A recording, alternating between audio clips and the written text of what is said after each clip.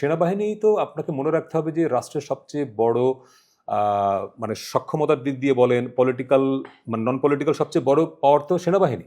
তারা যদি মনেই করে যে সরকার ঘোষিত সমানুপাতিক নির্বাচনটা হয়ে যেতে হবে, তাহলে সরকারের পক্ষে এর বাইরে যাওয়া কঠিন আমার কাছে মনে হয়, ইন্টারিম গভর্নমেন্টের পক্ষে। এক, দ্বিতীয়ত গত 1 বছর ধরে এই সরকারের যে সক্ষমতাটা আমরা দেখলাম, বা জনগণের মধ্যে এই সরকারের ব্যাপারে যে পারসেপশন তৈরি হয়েছে যে তারা পারছে না, ইকোনমি ঠিক রাখতে পারছে না, প্রতিদিনই মব হচ্ছে, প্রতিদিনই পিটিএ মারার ঘটনা ঘটছে, এই যে একটা স্যারাবেরা অবস্থা, এইটা সরকার যদি শুরু থেকে নিয়ন্ত্রণ করতে পারতো, সমস্ত জায়গায় সরকার যদি নিয়ন্ত্রণ প্রতিষ্ঠিত হতো, অর্থনীতিটা ঠিক থাকতো, মানুষের মধ্যে যদি ইনসিকিউরিটি ফিলিং না থাকতো, তাহলে কিন্তু নির্বাচনের দাবিটা বিএনপি এত জোরালোভাবে আনতে পারতো না।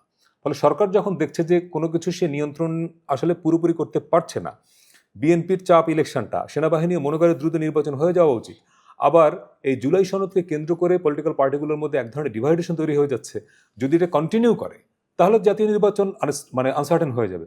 জাতীয় নির্বাচন আনসার্টেন হয়ে গেলে তখন কি হবে? এই যে অনেকগুলো প্রশ্নের মধ্যে দিয়ে আমার কাছে মনে হয় সরকার হয়তো বুঝেছে যে না, ইলেকশনটা হয়ে গেলেই ভালো। এবং বিএনপি যে জায়গাটায় ফোকাস করছে যে তারা যদি সংখ্যাগরিষ্ঠ আসনে যেতেও তারপরেও জাতীয় সরকার করবে।